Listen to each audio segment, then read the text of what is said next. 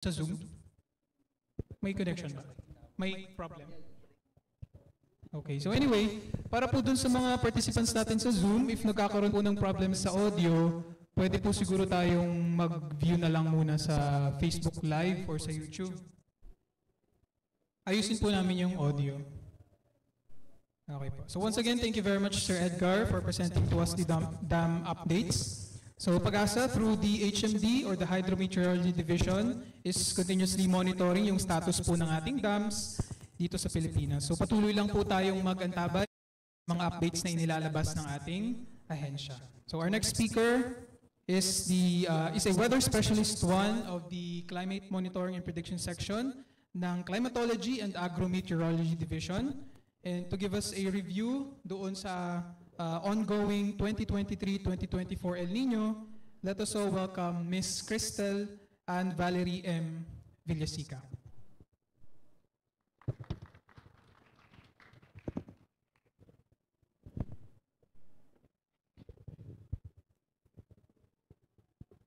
Ayan, so magandang umaga po sa lahat at sa ating mga kasamahan dyan sa Zoom at sa mga nanonood via YouTube and ating Facebook Live. So maraming salamat po sa pagbigay ng time sa pagpunta dito sa ating National El Nino Forum, kasabay po ng ating 169th Climate Forum. So while inaayos po ng ating tech team yung ating presentation as well as yung audio natin sa Zoom, okay pa po ba kayo?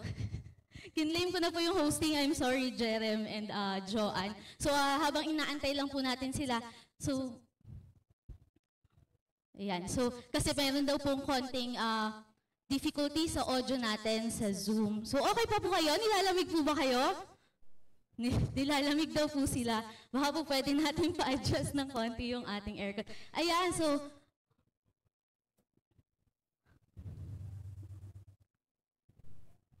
hello po. Ayan, so again, magandang umaga po sa ating lahat. Ako po ulit si Val Villasica mula sa Climate Monitoring and Prediction Section po ng Pag-asa. And i-discuss ko naman po ngayon sa inyo, babalikan lang natin konti. Maaalala nyo pa po kaya yung ating mga nangyari ngayong El Nino 2023 to 2024. Just a very brief review lang po ng ating mga events nitong 2023-2024 El Nino.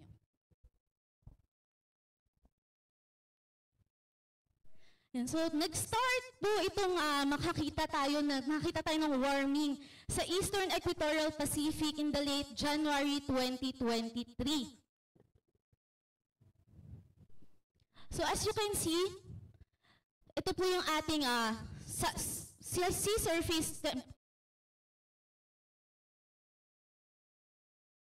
yung ating La Nina sa may most ng Equatorial Pacific.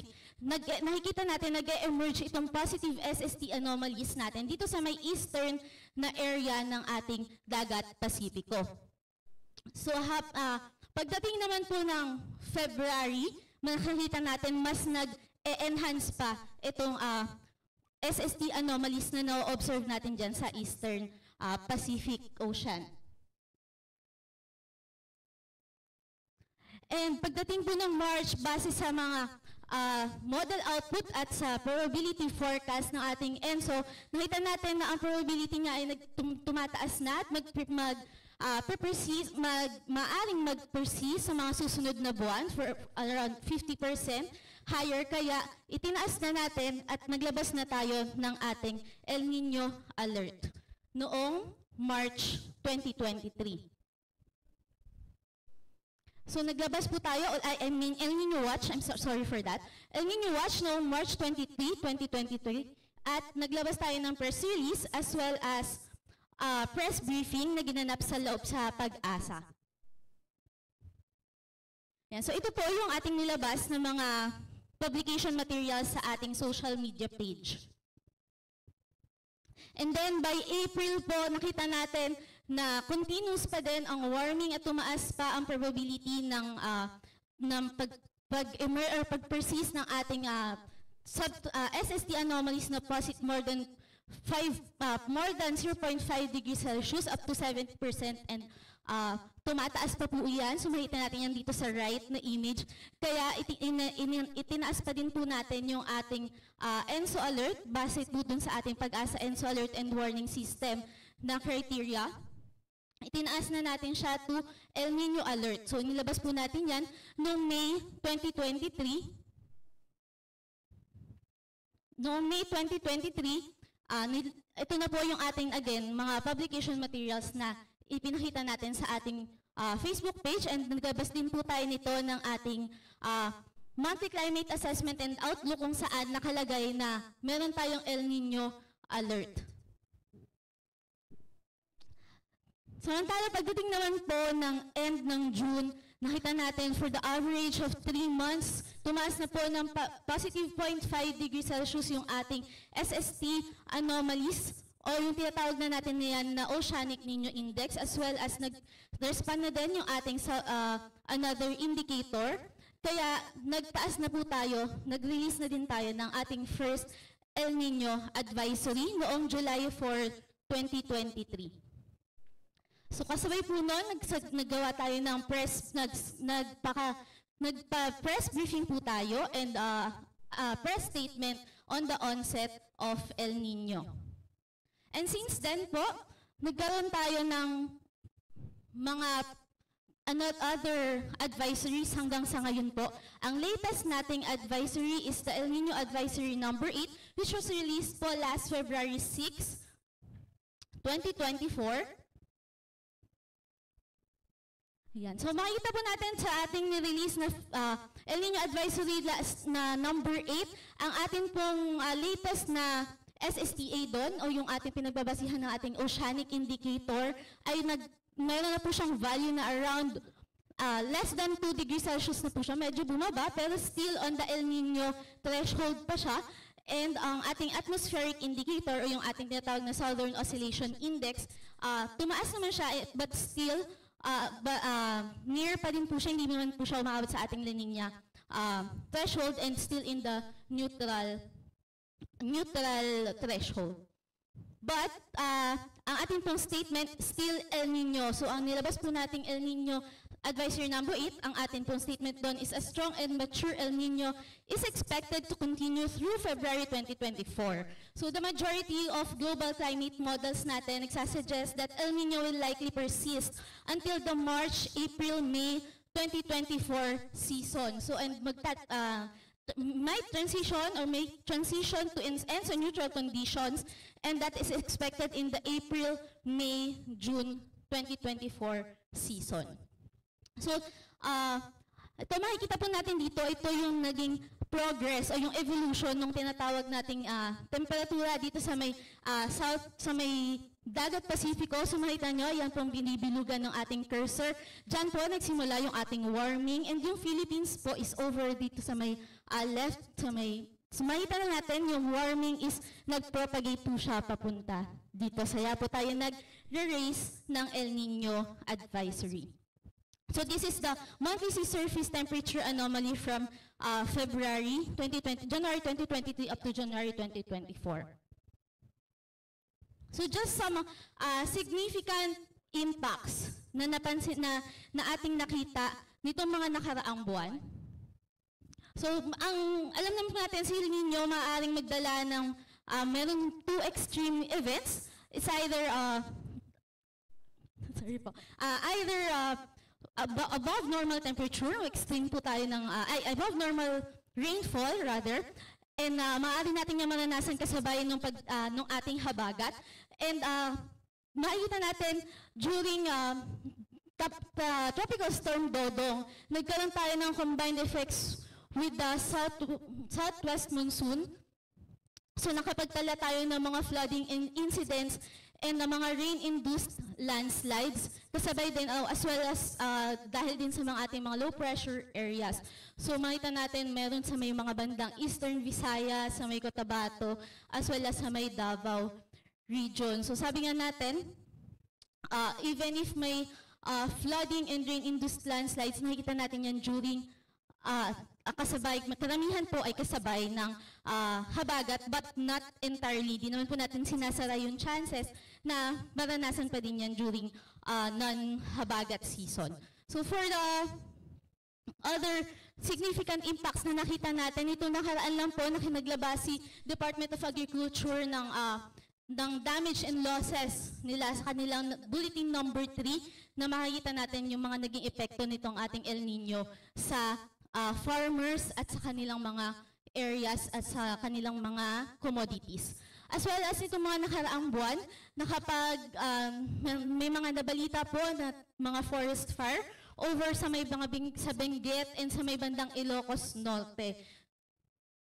Yan. So yan po ay ilan lamang sa mga significant events na nakita na ating naitala ngayong mga nakaraang buwan. So with the below normal rainfall na conditions na nararanasan sa ating bansa, ito po yung ating with extended po yan, if several months na tuloy-tuloy. Ito naman yung mga provinces na naapektuhan ng ating dry condition and dry spell and drought. Mula po noon tayo nag-release ng ating El Nino Alert noong June 2023. So makikita po natin ang progress niyan dumadami. Pagdating natin dito sa last 3 months, last December 2023, meron na tayong total of 28 provinces. Yung isa po doon is under the drought, while 24 provinces are under ng dry spell, and 3 provinces po yung under ng dry condition. And then pagdating po natin ng January 2024, nag-increase po yan to 43 provinces kung saan yung drought natin from 1 province naging 14 provinces po iyan. And then ang dry spell natin, although bumaba, 10 provinces pa din po iyan. And mas dumami naman po yung naka-experience ng dry condition with 17 provinces. So right now po, ito yung ating assessment for as of February 25. So at the end of the month, kapag kompleto na po yung ating rainfall data, mag-a-assess po ulit tayo. So this is just for the end of February 25, 2024. Meron tayong currently 10 provinces that are under the dry condition and 17 provinces under the dry spell and 24 provinces under the drought condition. So that is a total of 51 provinces for right now. So makikita nyo po yung mapa dito. Ayan po yung coverage ng ating mga provinces na currently nakakaranas nitong ating tinatawag na meteorological dry spell and drought conditions. So next, so dito po, pinapakita lang natin yung mga rainfall, yung percent normal ng total na rainfall na naranasan ng ating bansa. Nito mga nakaraang buwan, mula po nung nag-release tayo ng ating El Nino Watch. Ayan, so kagaya po na sinasabi natin kanina, most ng ating provinces ay nakaranas ng above normal rainfall temperature nung kasagsagan po nung habagat. While nung nag-start na po mga bandang October hanggang ngayon po ngayong February, more on way below normal to below normal rainfall conditions na yung nararanasan ng karamihan sa ating mga probinsya. In terms of temperature naman po, makikita natin na mostly is near to above mean average surface temperature na ang nararanasan natin. Relative po ito dun sa ating climatology na 1991 to 2020 na temperature. So that mapapansin po natin during July, August. Yan. So matataas po yung ating mga na-record na temperature, especially din po nitong December 2023.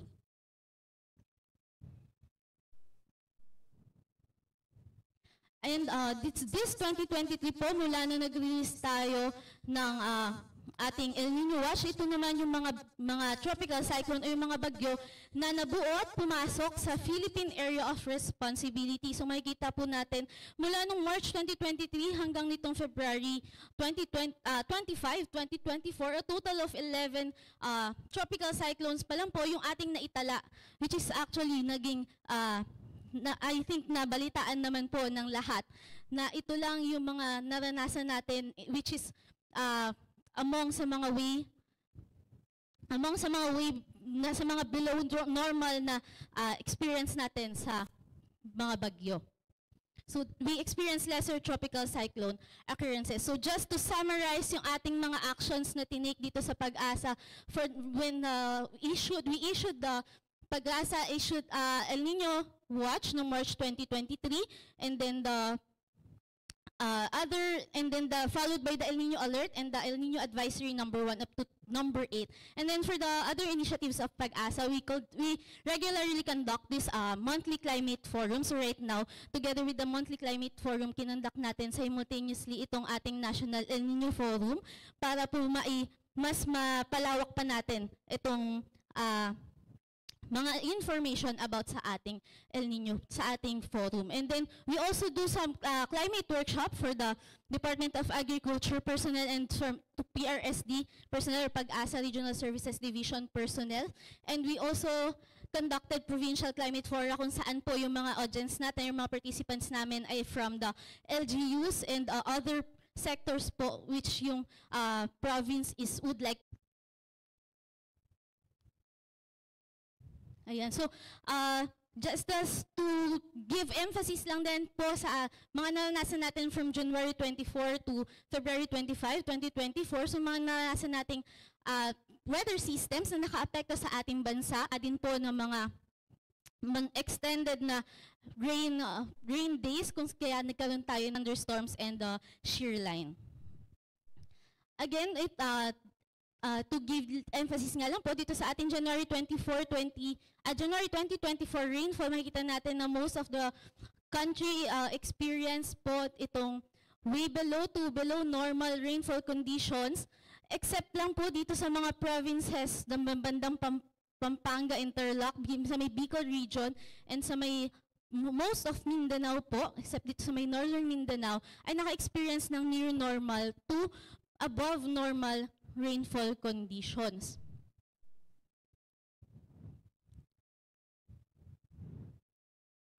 Well, nito naman pong February, mula ng February 1 to 25, ito po yung ating latest na normal, latest na actual rainfall observed.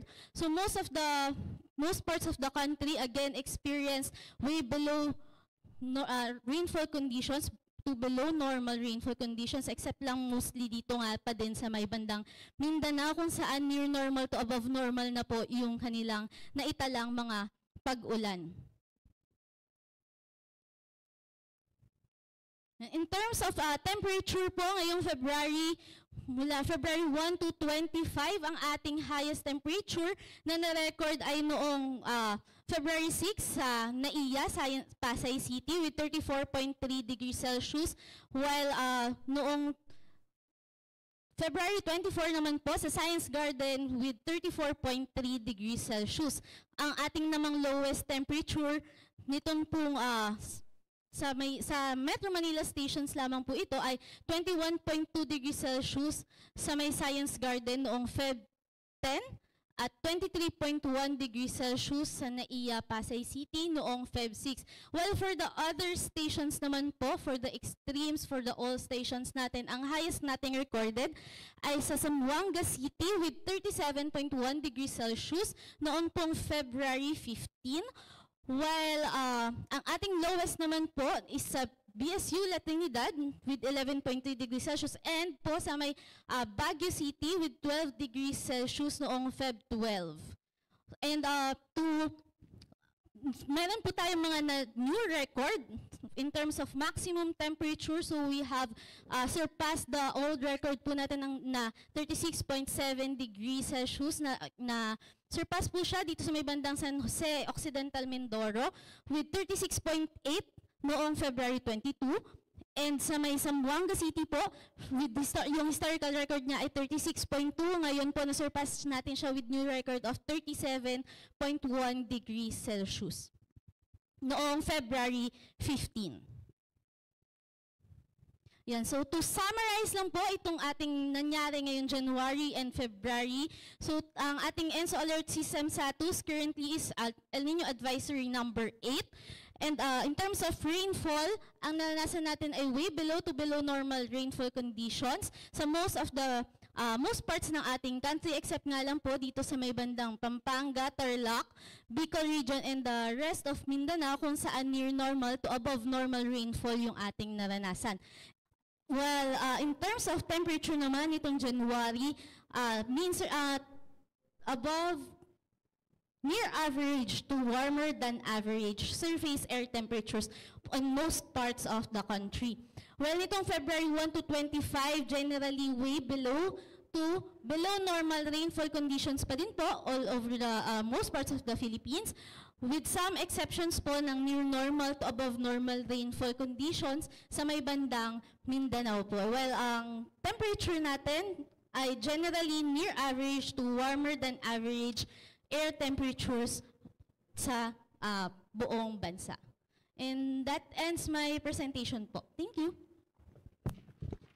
Yeah, so maraming salamat po, Miss Valerie, sa pagbibigay sa atin ng throwback kung ano nga ba yung naranasan ng ating bansa sa panahon ng El Nino. At makita po natin na talagang very useful ang mga climate outlooks na nire-release po ng Pag-asa at pati na rin po yung collective efforts ng ating mga partner agencies para sama-sama po tayo maging El Nino ready. So before we proceed po sa ating next presentations, let's have a short health break po muna, around a 5-minute health break. So let's be back by 11:08 po. Ayan. Maraming salamat po. 5-minute health break lang po.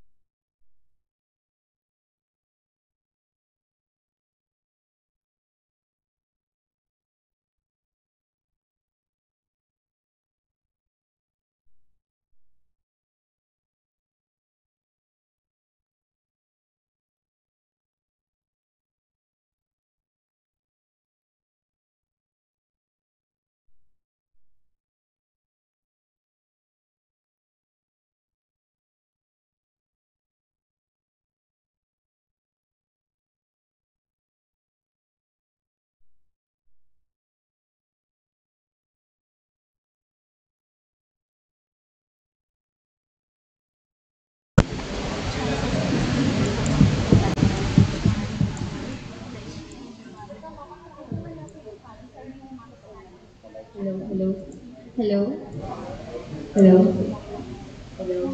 Okay. Ay, wait lang. Hello.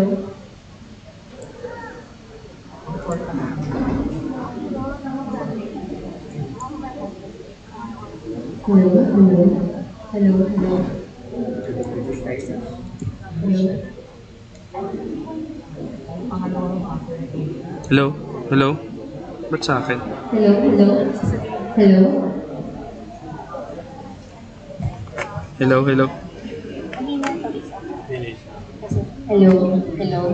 Ba dito?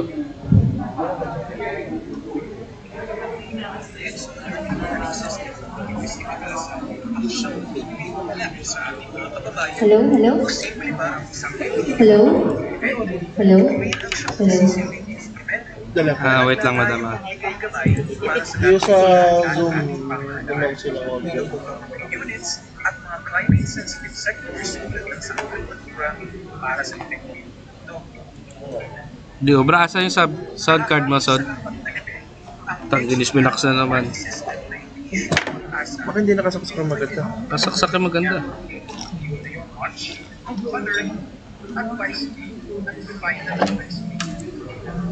Ang El Nino o La Nina Watch ay in-issue kapag ang oceanic at atmospheric indicators ng Central at Eastern Equatorial Pacific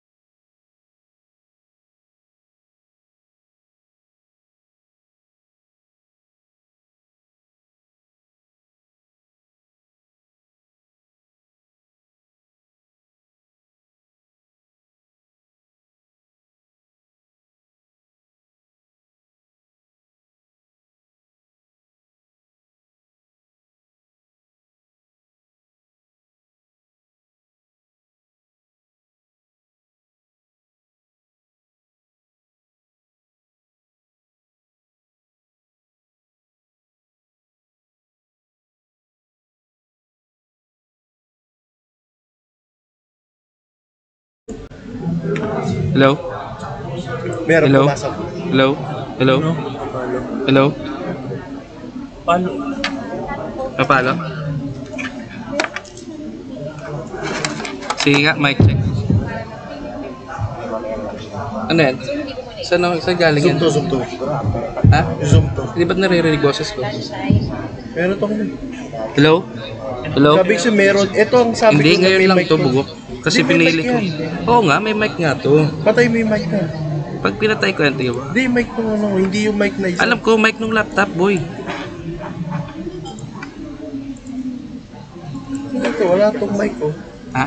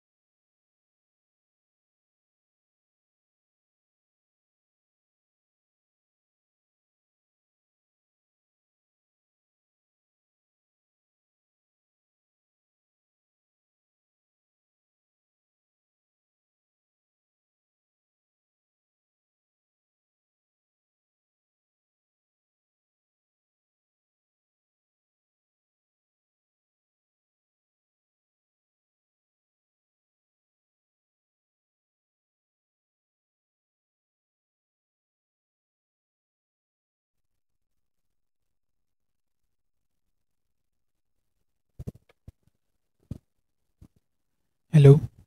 Mic check.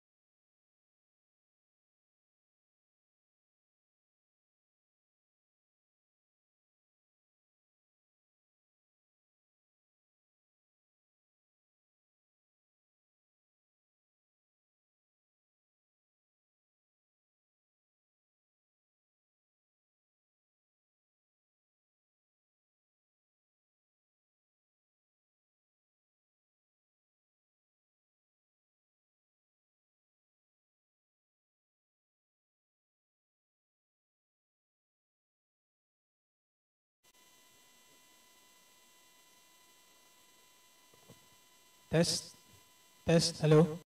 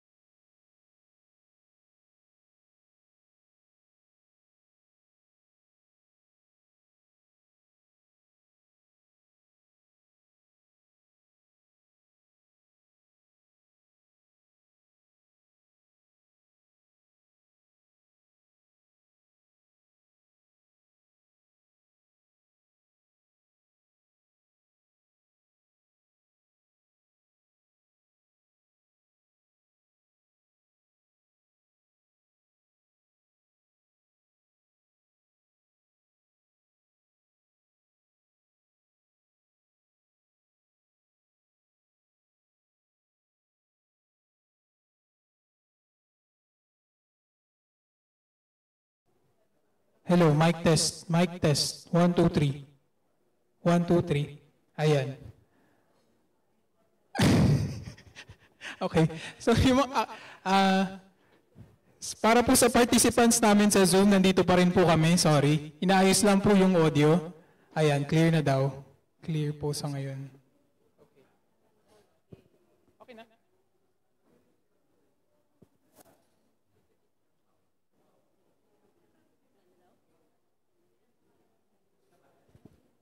Okay, hello. Mic test. Mic test. Hello, hello. 1, 2, 3. Okay na. Okay, so, alright. Okay, wala pa yung mga people. Hello po.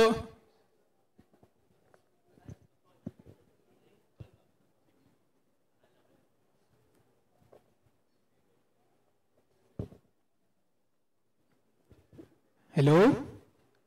Para po dun sa participants na natin na nasa labas pa, pwede pong...